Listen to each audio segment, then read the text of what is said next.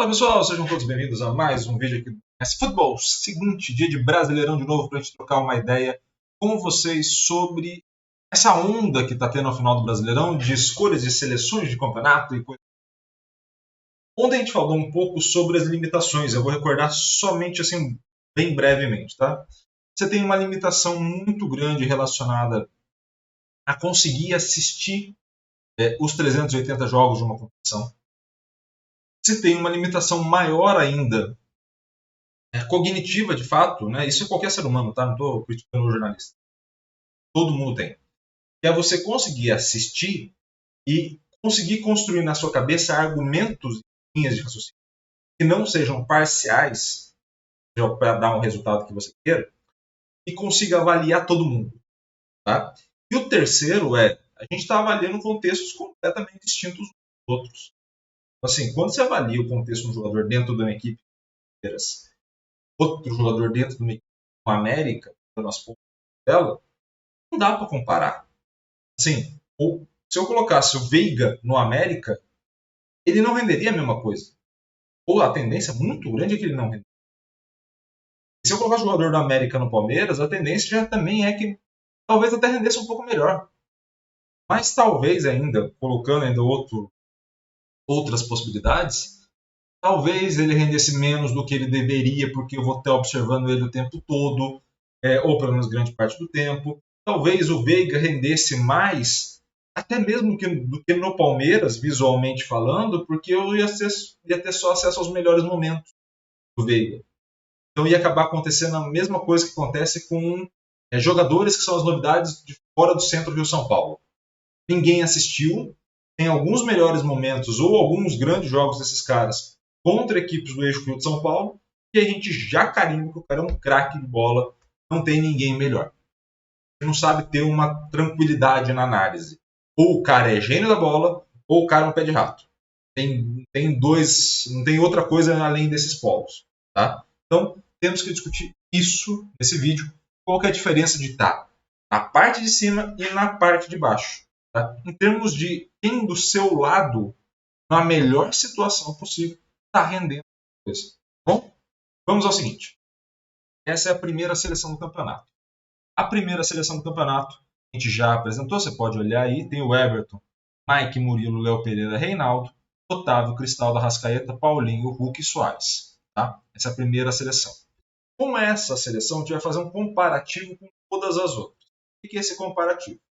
A gente vai olhar para o overall, tá? Esse é o que a gente está hoje, e o overall dessa equipe, a média de overall dessa equipe, refere basicamente ao quão bem eles jogam em suas posições.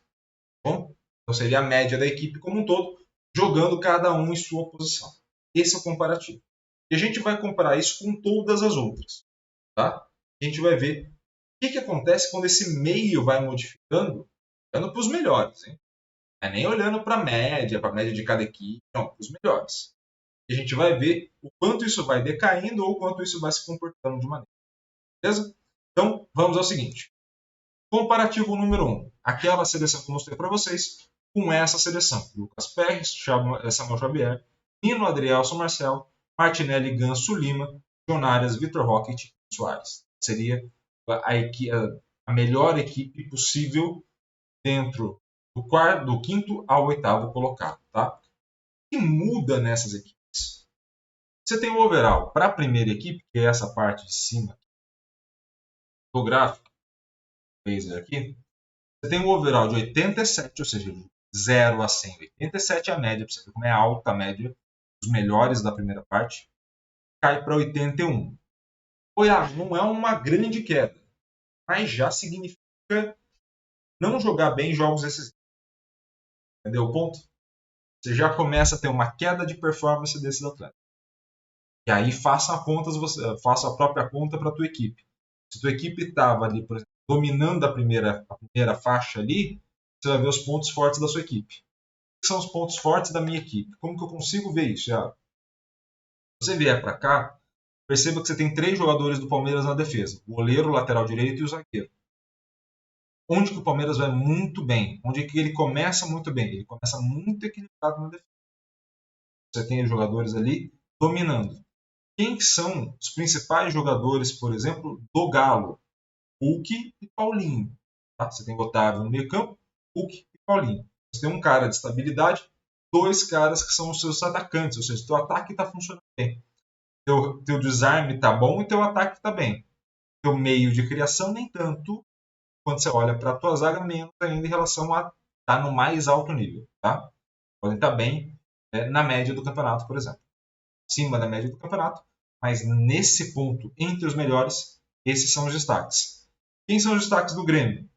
Cara de cobrança de falta lateral, falta e pênalti, que é o Reinaldo. Tem um cara diretamente relacionado à construção da jogada e um cara que é o finalizador dessa jogada.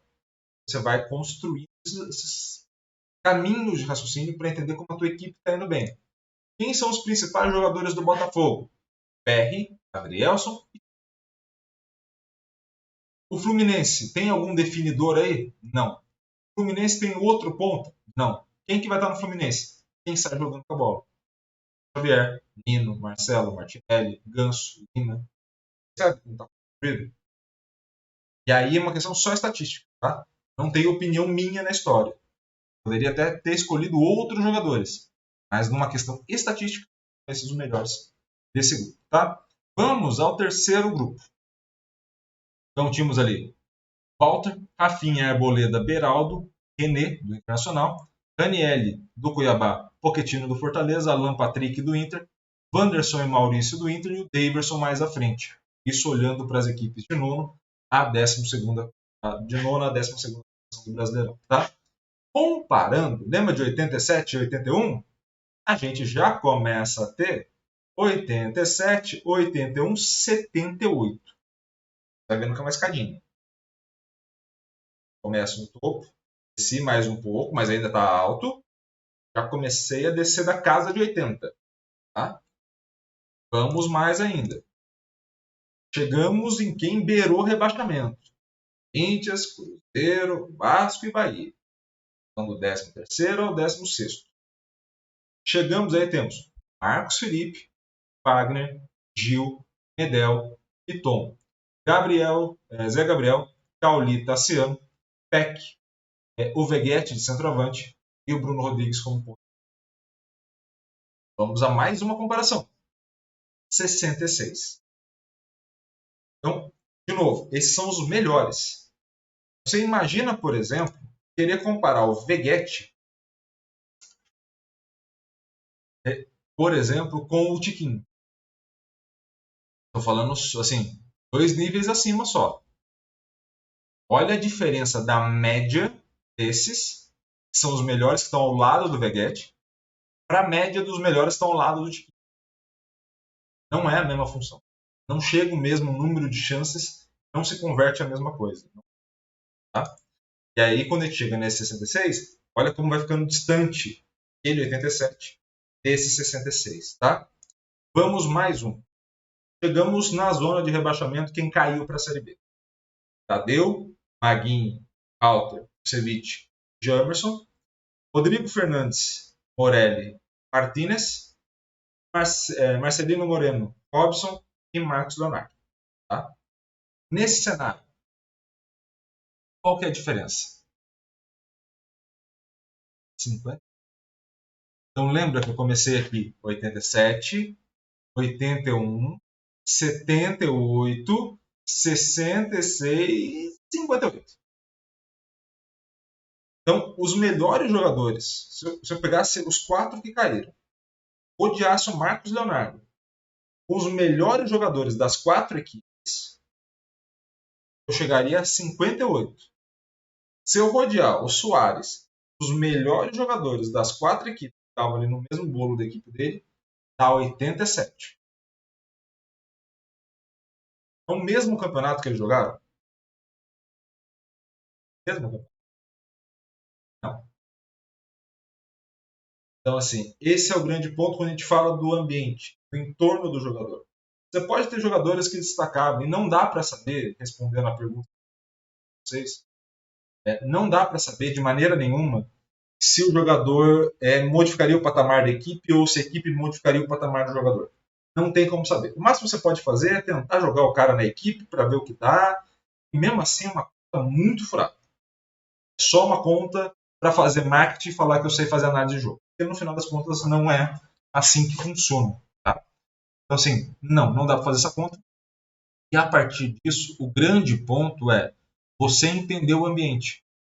Então quando, por exemplo, o Fluminense já começa a ir atrás do Renato Augusto, eu tenho que entender em que momento eu vou utilizar esse Renato Augusto. E esse Renato Augusto passou um ano no Corinthians, por exemplo, tendo uma equipe com menos posse de bola algumas vezes, tendo uma equipe que precisava de uma finalização de média a longa distância toda hora.